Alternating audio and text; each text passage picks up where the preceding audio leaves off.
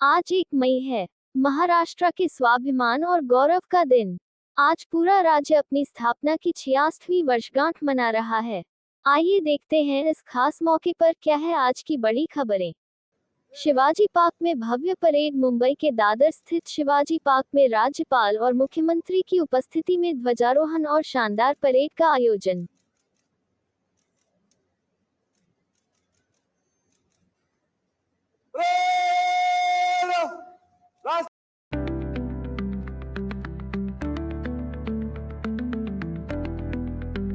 सशस्त्र दल मुंबई पोलीस दलाचा मुंबई शहरामध्ये व्हीव्हीआयपीच्या भेटी, आरोपींची पेशी अशा प्रसंगामध्ये सुरक्षा पुरवण्याचं महत्त्वाचं काम हे दल करत असतं।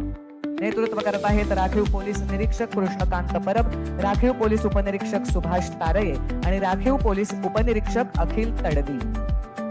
यानंतर उपनिरीक्षक हरिश्चंद्र बागुल, गृहरक्षक दलाचा ध्वज, समादेशक अधिकारी अशरफ अन्सारी, महाराष्ट्र अग्निशमन सेवा संचालनालयाचा ध्वज, केंद्र अधिकारी ऋषिकेश वखरे, बृहन्मुंबई अग्निशमन दलाचा ध्वज, केंद्र अधिकारी रवींद्र निकम। यानंतर विशाल म्हेत्रे।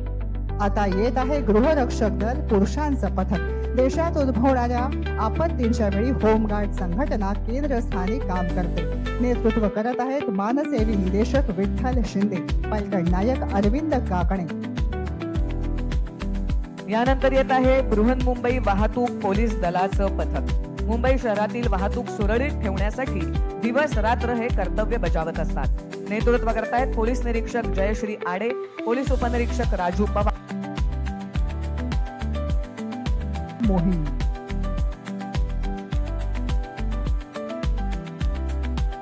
महिलांच्या पथकानंतर येत आहे मुंबई। नेतृत्व करतायत केंद्र अधिकारी अरुण देवाळे, केंद्र अधिकारी प्रशांत गजभारे आणि केंद्र अधिकारी लक्ष्मण धोत्रे।